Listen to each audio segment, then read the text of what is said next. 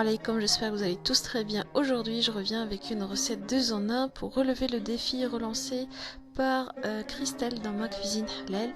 Pour cela, donc, je vous ai préparé une recette de Ghraïba Homs avec deux façons différentes pour répondre au défi relevé par 1, 2, 3 au plat et cuisine Gégette. Donc voilà la liste des ingrédients pour ma recette. Donc je vous laisse les noter et voilà, je vous montre. Donc là, je vais vous montrer donc la farine de pois chiche que j'ai achetée. Donc là, c'est 1,35 € les 500 grammes. C'est pas cher du tout. C'est une marque turque. Ne me demandez pas pourquoi. Mais tout simplement parce que je l'ai essayé à 2 reprises. Et franchement, c'était top. C'est de la farine de pois chiche pure. Donc il n'y a pas d'amidon rajouté. Donc là j'ai 250 ml de beurre noisette. Je vous laisserai le lien dans la description pour savoir comment préparer du beurre noisette. Donc là moi personnellement j'ai mis 300 g de sucre glace. Là j'ai 350 g de farine. Donc il y a 300 g de farine et 50 g de maïzena. Le maïzena c'est pas du tout obligatoire. Vous pouvez mettre tout simplement 350 g de farine. Surtout en Tunisie, la farine de pois chiche c'est très rare qu'elle soit pure. Donc je vous conseille de ne pas mettre donc de maïzena. Sinon, si comme moi vous êtes sûr donc que la farine de pois chiche est pure, vous pouvez rajouter 50 g avec les 300 g de farine. Donc là, je vais venir mélanger tous mes ingrédients secs. Je vais les tamiser. C'est très important d'aérer les farines et d'être sûr qu'il n'y a pas de grumeaux. Surtout la farine de pois chiche. Donc la qualité, elle est top. Le seul inconvénient, j'ai essayé 2 marques turques différentes. Mais à chaque fois, en fait, j'ai quand même pas mal d'impuretés qui restent. En fait, c'est des pois chiches qui sont pas bien moulus. Donc il faut les passer à un tamis fin. Et pour le beurre clarifié, en fait, ou le beurre noisette, comme je vous ai dit, je laisse le lien, mais c'est tout simplement 300 g de beurre que je laisse cuire à feu doux pour se débarrasser du petit lait. Donc là, je vous montre ce qui me reste de pois chiche, j'ai perdu à peu près 100 g. Donc là, je vais venir donc mettre le beurre noisette. Ça, franchement, c'est très important à mon goût. Pour la recette de la Ghraïba Homs, ça donne un goût exceptionnel, trop bon. Et vous voyez la couleur un peu foncée aussi, ça participe pour avoir une belle couleur à la fin. Et là, donc j'ai 250 ml d'huile végétale. Je vais pas tout mettre d'un coup parce que ça dépend vraiment de l'absorption de mes farines. Donc je vais mélanger et je vais en rajouter à fur et à mesure. Donc moi, je vous conseille toujours de faire comme ça. Même si je vous mets la liste des ingrédients, il ne faut pas tout mettre d'un coup. Donc c'est important de mélanger, de voir ce que ça donne et de rajouter petit à petit. Donc là, moi je vais aller à la main. Comme ça, je vais sentir la pâte et pour être sûr que je vais bien mélanger donc le beurre et l'huile avec le reste des ingrédients. Et le beurre noisette, je l'ai préparé 1 heure avant parce qu'il faut le laisser refroidir. C'est très important de ne pas rajouter ni l'huile ni le beurre qui soit chaud. Si vous avez vraiment pas de beurre, vous pouvez donc mettre que de l'huile végétale. Personnellement, je vous conseille pas l'huile d'olive parce que je trouve que ça donne un goût un peu particulier. Après, c'est comme vous voulez. Vous pouvez mettre de l'huile d'olive ou bien une huile végétale neutre. Donc pour la couleur donc de votre ghraïba, ça dépend de la qualité de la farine de pois chiche que vous allez utiliser. Il y a aussi des marques tunisiennes que j'ai vues ici. Je vous avoue que j'ai jamais essayé, surtout que je trouve c'est un tout petit peu plus cher. Et j'ai pas essayé, donc je sais pas. Voilà, donc là je mélange bien. Il faut vraiment bien travailler la pâte. Vous voyez là c'est encore complètement sablé, donc je vais rajouter un peu d'huile, mais petit à petit. Je mets pas tout parce que ça va vite après. Donc je mélange et je travaille la pâte. L'objectif c'est d'arriver à un stade où on arrive à avoir donc de la pâte qui se ramasse. Vous voyez, je vais vous montrer. Donc au bout de 5 minutes, vous voyez, là j'arrive à la ramasser comme ça. Donc là, ça veut dire que je ne rajoute plus ni d'huile, ni de beurre, ni rien du tout. Qu'elle se ramasse comme ça, mais elle est encore dure à travailler et surtout elle s'effrite.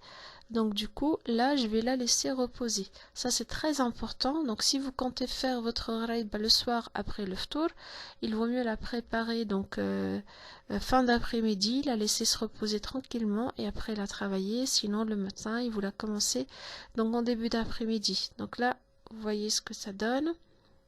Je vais la couvrir, je vais la laisser se reposer. Donc pas au frigo, sauf si vous allez la reposer toute la nuit. Vous pouvez la laisser au frigo.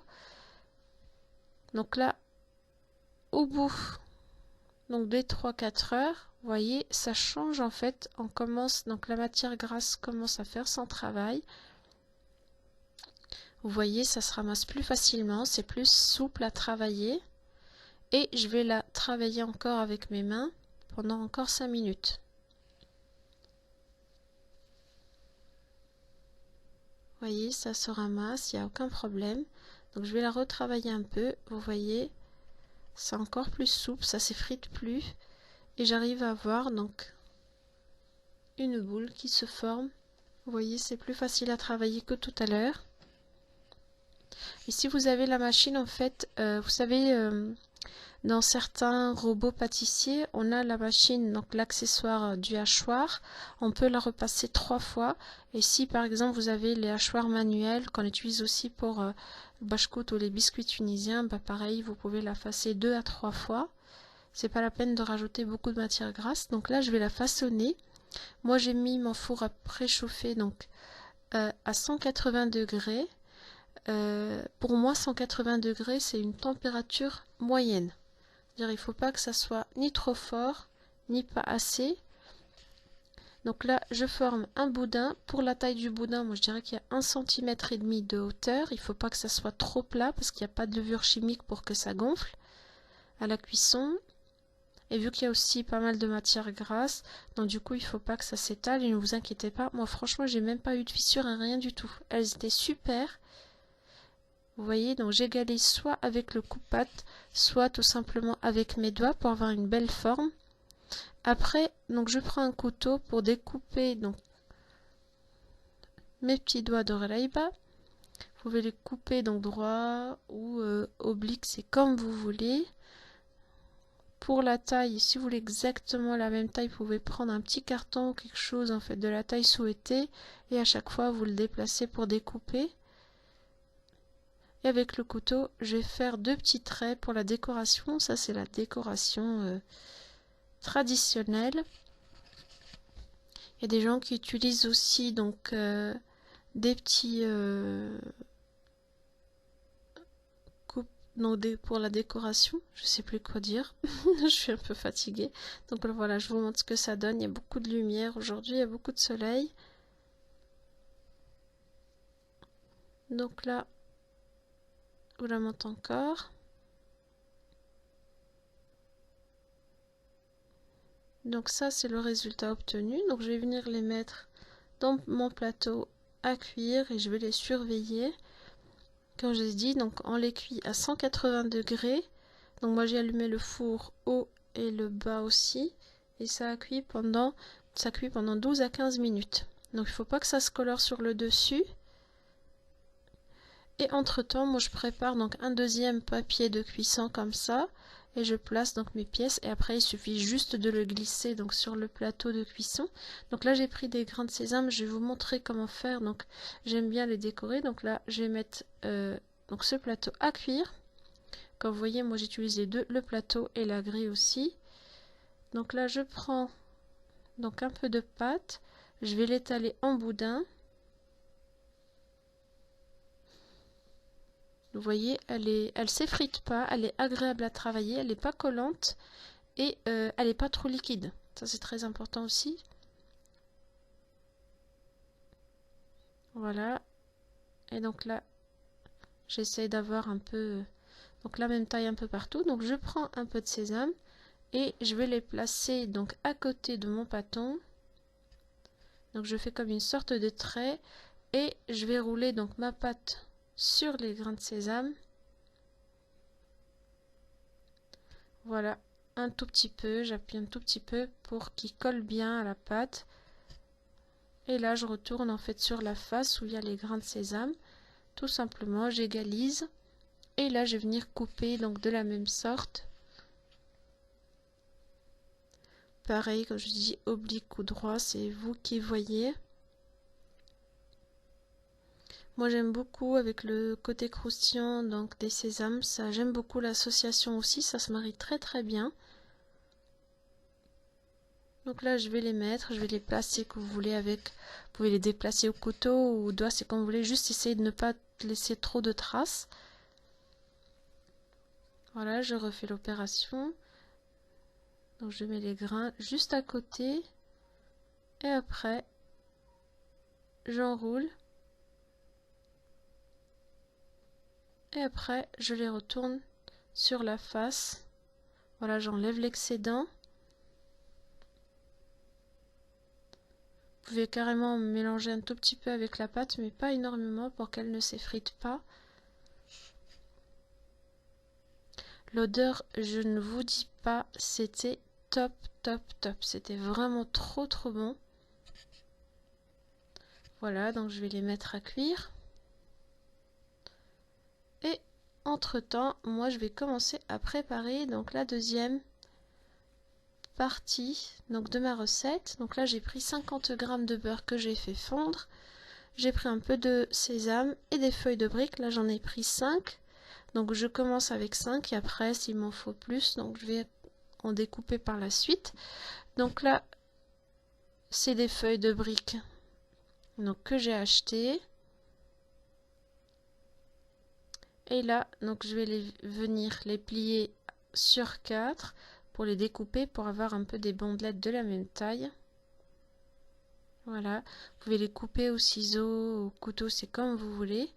Et je vais vous montrer comment faire pour utiliser donc les parties arrondies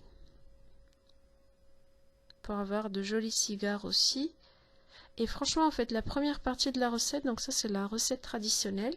Cette recette que je suis en train de faire là avec les feuilles de briques, elle a apparu il y a quelques années et franchement, ça vaut le coup d'essayer. C'est trop facile, surtout quand vous faites donc la pâte de la Ghraïba Homs, bah il reste plus qu'à faire les petites feuilles de briques et c'est tout.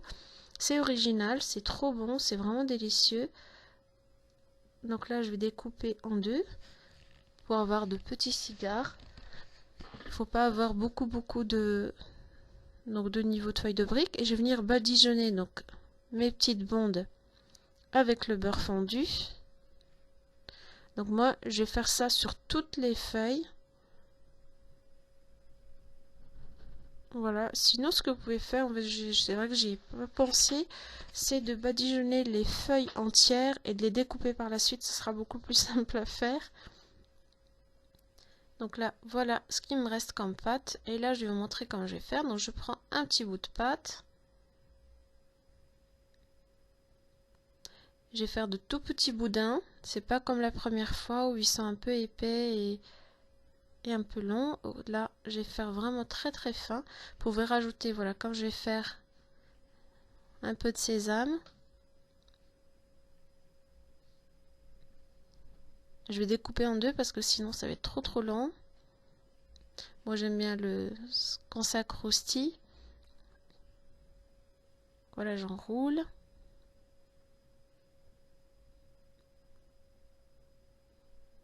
Voilà, donc j'enroule encore un tout petit peu.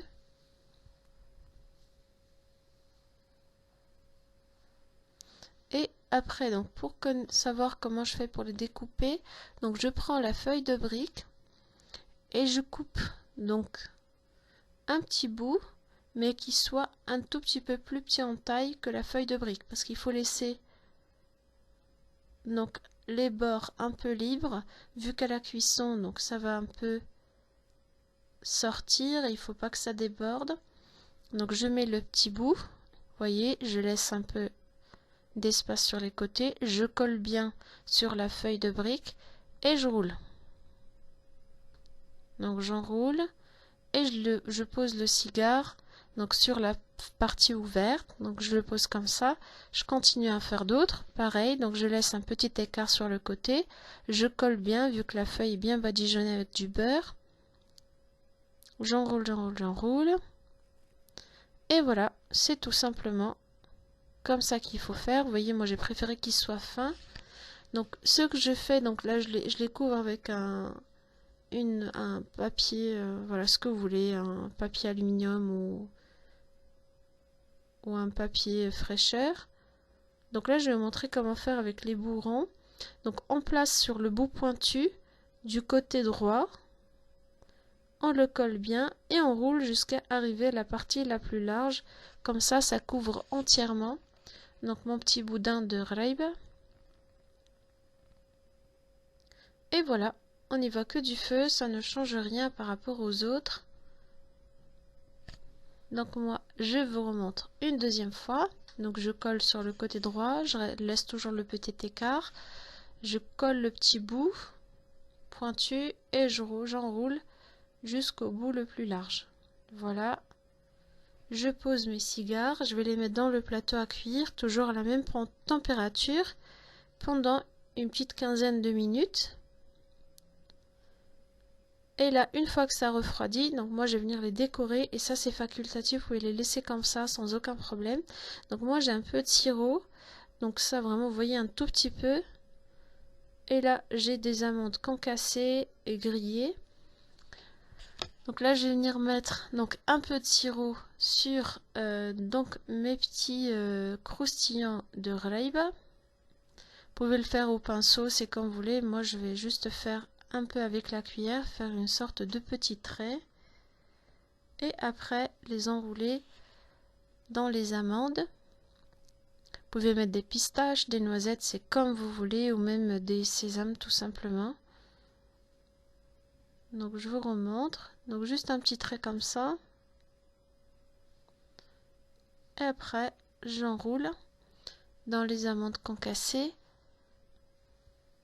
En fait pour le sirop c'est tout simplement un verre d'eau pour un verre de sucre, une grande cuillère à soupe de jus de citron et qu'on laisse cuire pendant une quinzaine de 15 à 20 minutes. Bien sûr il faut surveiller, il ne faut pas que ça soit trop épais non plus. Et voilà, donc là je finis tous mes petits croustillons. Mes deux recettes sont prêtes, je vous montre donc le résultat final. Franchement trop bon, très réussi. J'espère que vous allez essayer ma recette. Me laissez vos commentaires. Si vous n'êtes pas encore abonné, j'espère que vous allez vous abonner, activer la cloche. Ne me demandez pas pourquoi il y a un verre vide, c'est pour la décoration. Et voilà, donc j'espère que ça vous a plu. N'hésitez pas à me poser vos questions, j'espère pouvoir y répondre rapidement. L'odeur, je ne vous dis pas, parce que le beurre noisette rajoute vraiment une touche sublime à cette recette. Voilà, je vous montre ce qu'il y a à l'intérieur. Et là, c'est les petits croustillants. Moi, je vous dis à très bientôt, Inch'Allah, pour une nouvelle recette. Et n'hésitez pas à aller voir sur la chaîne de Cuisine Gégette et Saïd 1, 2, 3 au plat pour voir donc comment elles ont relevé le défi. Et bien sûr, sur la chaîne de Christelle dans Ma Cuisine Halal, c'est elle qui nous a lancé le défi.